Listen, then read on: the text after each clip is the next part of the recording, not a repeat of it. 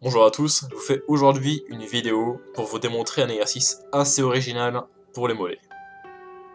Le principal problème qu'on a lorsqu'on travaille les mollets au poids de corps, c'est qu'on manque d'exercice. On utilise souvent des extensions de cheville debout en bilatéral, c'est-à-dire les deux jambes à la fois.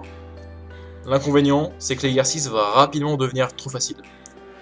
L'étape suivante, c'est de réaliser ce même exercice, mais en unilatéral cette fois-ci, donc une jambe à la fois. C'est un exercice qui sera challengeant au début, mais sur lequel on va rapidement être limité. J'ai donc trouvé comme alternative un exercice que j'appelle les extensions mollets à la ceinture. Ça consiste à réaliser des extensions de cheville debout sur un step en étant lesté via une ceinture. On va pouvoir se lester avec des disques ou avec des kettlebells, mais j'ai quand même une préférence pour le confort qu'apportent les kettlebells parce qu'ils sont moins encombrants. Le fait de se lester va nous permettre de choisir précisément l'intensité de l'exercice afin de pouvoir travailler aussi bien en lourd qu'en léger. Ici par exemple, je réalise des séries de 10 à 12 répétitions à 44 kg et j'aurais très bien pu modifier la charge pour travailler sur une autre fourchette de répétitions, chose qui n'aurait pas été possible si j'étais resté sur les variantes au poids de corps. Concernant l'exécution, on a assez peu de choses à prendre en compte, mais quelques détails peuvent rapidement faire la différence.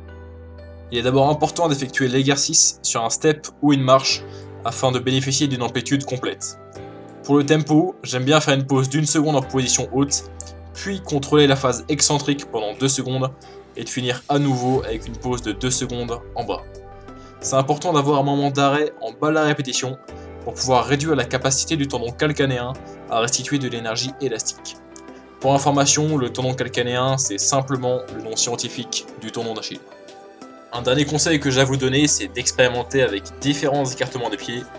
Personnellement, j'aime bien placer mes pieds à largeur de hanche et placer principalement mon poids de corps sur l'hallux, c'est-à-dire le gros orteil. J'espère que cette vidéo vous a plu et que vous testerez cet exercice dans vos entraînements. Je vous rappelle que la vidéo de la semaine prochaine sera une FAQ, foire aux questions. Je vous incite donc à me laisser vos questions en commentaire ou en message privé.